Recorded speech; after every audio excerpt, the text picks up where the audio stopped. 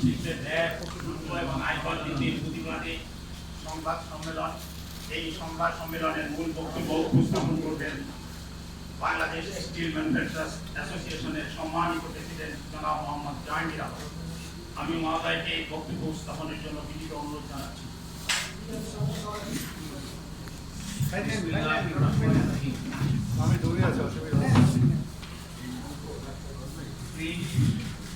Electronic online মিডিয়ার সম্মানিত সাংবাদিকবৃন্দ এবং প্রতিনিধিগণ, আসসালামু আলাইকুম এবং শুভকামনা। বাংলাদেশ স্টিল ম্যানুফ্যাকচারার্স অ্যাসোসিয়েশনের পক্ষ থেকে আপনাদের সবাইকে আন্তরিক ধন্যবাদ ও কৃতজ্ঞতা জানাচ্ছি। বিশেষভাবে ধন্যবাদ জানাই দেশের প্রিন্ট, ইলেকট্রনিক ও অনলাইন মিডিয়ার সম্মানিত প্রতিনিধি। গত 8 জুন বিদ্যুতের মূল্য বৃদ্ধি বিষয়ে আমাদের সংবাদ সম্মেলনে আপনাদের ব্যাপক উপস্থিতির মাধ্যমে এবং বস্তুনিষ্ঠ সংবাদ পরিবেশনের মাধ্যমে দেশের শিল্প খাতের বাস্তব চিত্র জাতির সামনে তুলে ধরার জন্য আমরা আপনাদের প্রতি আবারও কৃতজ্ঞতা জানাচ্ছি। আপনাদের সেই সহযোগিতা ও দায়িত্বশীল ভূমিকার জন্য আমরা আন্তরিকভাবে ধন্যবাদ জানাই। প্রিয় সাংবাদিক ভাই বোনেরা, আপনারা জানেন আজ আমরা জাতীয় বাজেট 2024-2027 স্টিল শিল্পের উপরে প্রস্তাবিত অতিরিক্ত ভ্যাট, শুল্ক ও করের প্রভাব সম্পর্কে আমাদের উদ্বেগ তুলে ধরতে উপস্থিত হয়েছে আপনাদের সামনে। প্রথমেই আমরা বলতে চাই, এবারের বাজেটে ব্যবসা ও বিনিয়োগ বান্ধব কিছু ইতিবাচক পদক্ষেপ রয়েছে, যা আমরা স্বাগত জানাই। আমি আবারও বলছি, এবারে বাজেটে ব্যবসা ও বিনিয়োগ বান্ধব কিছু ইতিবাচক পদক্ষেপ রয়েছে, যা আমরা স্বাগত জানাই।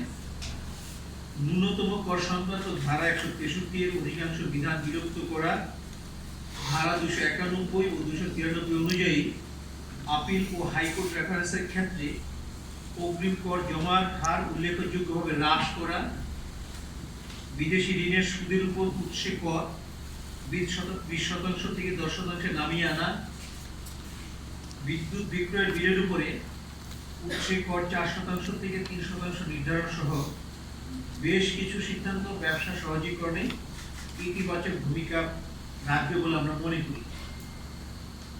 এই জন্য আমরা সরকার ও জাতীয় রাজস্ব বোর্ডকে ধন্যবাদ জানাই। প্রিয় সাংবাদিক ভাই বোনেরা, তবে একই সঙ্গে আমরা গভীর উদ্বেগের সঙ্গে লক্ষ্য করছি যে এমন সময়ে শিল্পটির উপর নতুন করে ভ্যাট, শুল্ক ও করের অতিরিক্ত বোঝা আরোপ করা হয়েছে, যখন দেশের স্টিল শিল্প বর্তমানে অত্যন্ত কঠিন ব্যবসায়িক বাস্তবতার মধ্য দিয়ে অতিক্রম করছে।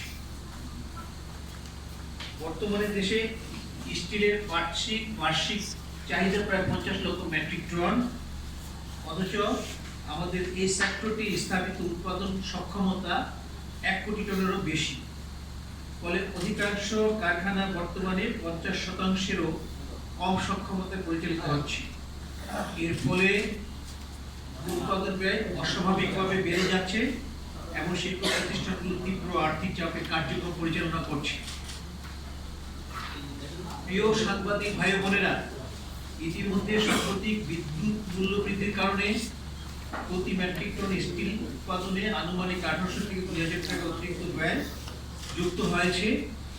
এর পাশাপাশি চট্টগ্রাম বন্দর কর্তৃপক্ষ সংশ্লিষ্ট charge, river dues, landing charge, পরিবহন ব্যয় এবং অন্যান্য অপারেশনাল ব্যয় বৃদ্ধির কারণে উৎপাদন ব্যয় আরও বেড়েছে। সব মিলিয়ে সাম্প্রতিক সময়ে প্রতি মেট্রিক টনে প্রায় 3000 থেকে 3500 টাকা অতিরিক্ত ব্যয় যুক্ত হয়েছে, যেটা গত 8 জুন আপনাদের সামনে আমরা উপস্থাপন করেছিলাম।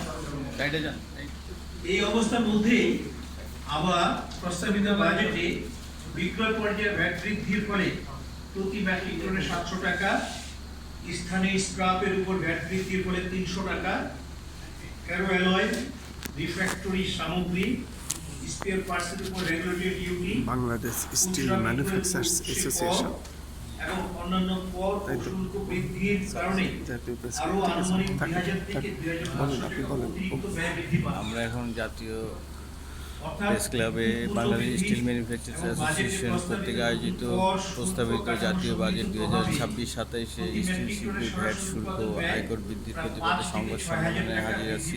আপনার নাম বলেন আমার নাম মোহাম্মদ হোসেন, আমি আসছি সীমা স্টিল চট্টগ্রাম থেকে।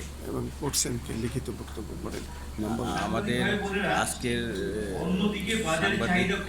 সংবাদ বিজ্ঞপ্তি করছেন জনাব জাহাঙ্গীর আলম সাহেব, বাংলাদেশ স্টিল ম্যানুফ্যাকচারার্স অ্যাসোসিয়েশনের সম্মানিত সভাপতি। ব্যাংক সুদ ব্যয় ও স্থায়ী ব্যয়ের চাপও উল্লেখযোগ্যভাবে বৃদ্ধি পেয়েছে। এর ফলে প্রতি মেট্রিক টনে অতিরিক্ত 5 থেকে 6,000 টাকা পরোক্ষ ব্যয় সৃষ্টি হয়েছে। আপনারা জানেন যে প্রতিটা ফ্যাক্টরির উৎপাদন ক্ষমতা যদি 80 থেকে 90% যদি আপনার সেই উৎপাদন ক্ষমতা ব্যবহার করতে না পারে, তাহলে ওভারহেড কস্ট থেকে শুরু করে ব্যাংক সুদের কস্ট অনেক বেড়ে যায়।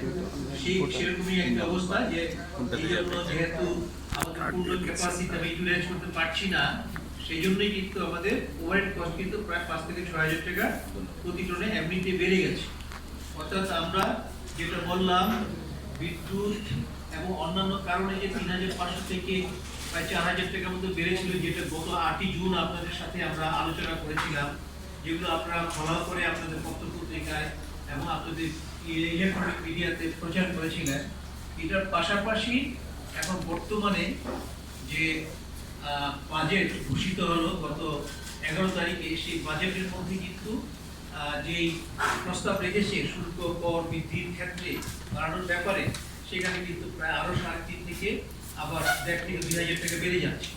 তো সেই ক্ষেত্রে আমাদের এই গত প্রায় 1-2 মাসের মধ্যে আমাদের বিদ্যুতের মূল্য বৃদ্ধি, গ্যাসের মূল্য বৃদ্ধি, আপনার বন্দরের চার্জ বৃদ্ধি, আপনার রিভার ডিউজ বৃদ্ধি, আবার ল্যান্ডিং কস্ট বৃদ্ধি এবং আরো অন্যান্য খাতে, এবং নতুন যেটা নাকি প্রস্তাবনা আসলো যে যেটা আমাদের শুল্ক বাড়বে, কর বাড়বে, ভ্যাট বাড়বে, তাতে করে প্রায় আরো 2,000 টাকার মতো বেড়ে যাবে।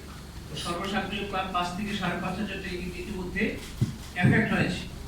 পাশাপাশি যেহেতু সরকারের উন্নয়ন বাজেট এখনো পর্যন্ত ডিসবার্স করে না, আপনারা জানেন, তো যার কারণে আপনার প্রত্যেকটা ক্ষেত্রে আপনার স্থবিরতা বিরাজ করছে, বিশেষ করে কনস্ট্রাকশন সেক্টরে।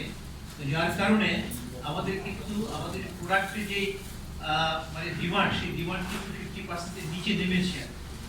আপনারা জেনে আতঙ্কিত হবেন যখন এইগুলো দামগুলো মানে কস্টগুলো বৃদ্ধি পেল। ওই কস্ট বৃদ্ধি পাওয়ার পরবর্তীতে যখন আমরা আমাদের কাস্টমার যারা আছে তাদের কাছে যখন আমরা এটাকে নিয়ে গেলাম যে আমাদের কস্ট এতটা বৃদ্ধি পেয়েছে, এবং এখন বর্তমানে যে আপনার বাজেটের প্রস্তাবনা সেখানে যে বৃদ্ধি পেয়েছে 5 থেকে 6,000 টাকা, আমরা যখন তাদেরকে শোনালাম কথাগুলো, তারপর থেকে কিন্তু আমাদের সেল কিন্তু সাংঘাতিকভাবে ড্রপ করেছে, আমাদের রেভিনিউ কিন্তু অত্যন্ত কমে গেছে। সাংঘাতিক ভাবে